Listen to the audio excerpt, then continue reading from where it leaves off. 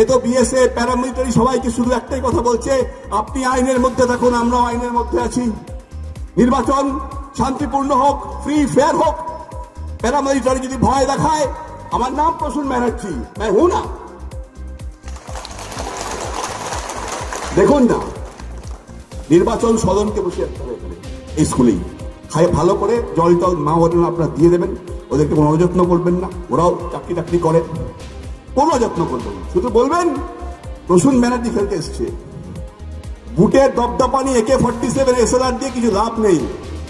ডাকছি ঢুকবে আধ ঘন্টার মধ্যে, বুঝে নেবে সব, গ্রেনেড বুঝে নেবে, আইন কানুন অবজারভার বুঝে নেবে। সবাইকে সম্মান দেবেন, প্রতিপক্ষকে সম্মান দেবেন, কথা বলবেন না। আধিকারিকদের সম্মান দেবেন, ফোর্সকে সম্মান ততক্ষণ দেবেন যতক্ষণ সে আপনাকে সম্মান দিচ্ছে, আপনার গণতান্ত্রিক অধিকারে হাত দিচ্ছে না। না হলে গণতান্ত্রিক প্রতিবাদও হবে। সেই প্রতিবাদটার আমার উপর ছেড়ে দিন। রাস্তায় নামবো, অবরুদ্ধ হয়ে যাবে সবকিছু। ভারতবর্ষ দেখবে ইলেকশনটাকে বলে। ওল মালদাকে সারাদিন গ্রহণ করতে হবে। তাহলে মাঠে প্রসূন ব্যানার্জি, একদিকে সমর্থ, একদিকে রহিম বক্সি, খেলা হবে।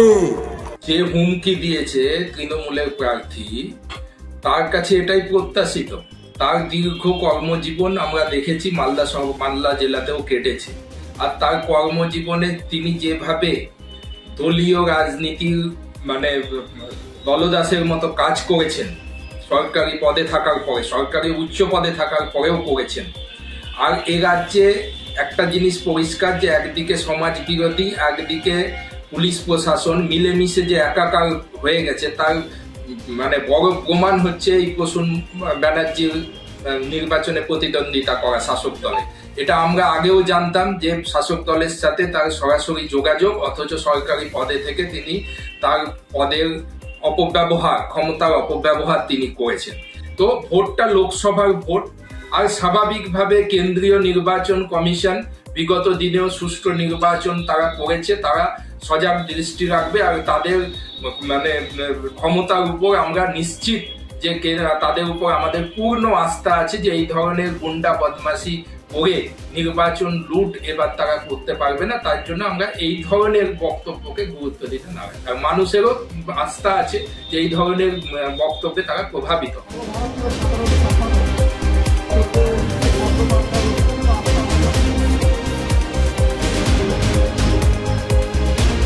আমাদের ভিডিও ভালো লাগলে লাইক এবং শেয়ার করুন। কমেন্ট সেকশনে গিয়ে জানান আপনাদের মতামত।